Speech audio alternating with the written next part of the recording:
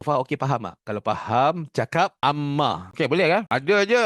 Cuba ni maklum. Kalau tak faham, terus throw je soalan okey. Saya cuba memberi faham dulu Lepas tu kalau ada benda-benda yang anda kerap pelanggan anda tanya, which is dalam WhatsApp ke, mungkin anda dah boleh jangka dia akan tanya benda-benda yang commonly lah.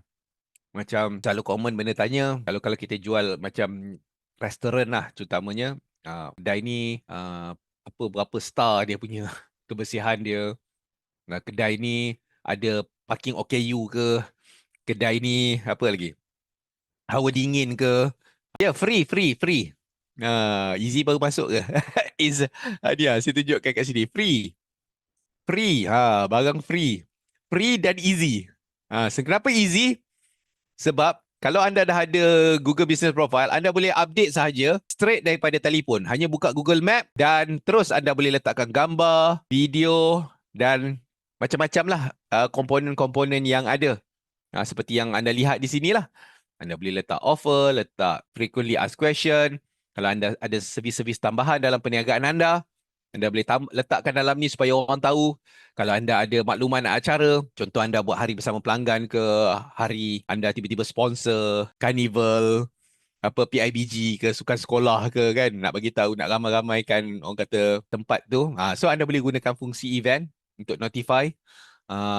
Update ni macam kita social media lah. Dan ini lagi powerful kalau anda letak dekat sini sebab dia sangat dekat dengan sistem engine Google. Untuk pengetahuan anda, Google dia akan memberi keutamaan yang paling utama adalah produk-produk dia dahulu. Antara produk-produk dia yang paling, kalau kita nak mudahkan dia senang nampak di search engine, pertama is YouTube. Yang kedua adalah benda ni. Dan ketiga barulah daripada website, social media dan lain-lain lah. Tapi banyak orang tak pakai. Itu yang saya katakan semalam, kalau anda datang semalam, perkongsian semalam, ia adalah permata yang tak orang guna.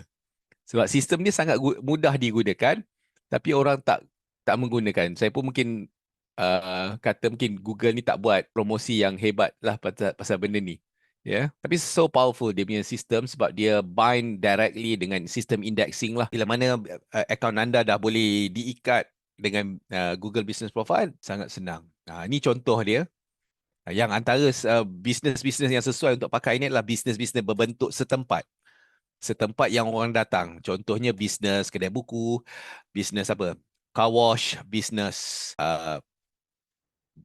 barbers, spa, urutan, reflexology, bisnes kedai jual barang sukan. Yang anda lihat bisnes-bisnes yang orang kata yang anda kena berpremis dan orang datang lah, ataupun kita panggil dia brick and mortar, wajib pakai. Kedai showroom kereta. Ini antara paling wajib berguna lah. Kalau tak ada benda ni kelakar lah. Bukan kelakar. Maknanya kufur nikmat. Tu sebenarnya dah ada tapi tak pakai. Itulah orang kata kufur nikmat. Sebab kenapa kufur nikmat? Nikmat dia adalah, nikmat yang anda akan dapat adalah anda punya bisnes senang dikenali dengan senang dan cepat. Okay. Guys, tolong like, komen dan share video ini. Baik. Haha. Terima kasih.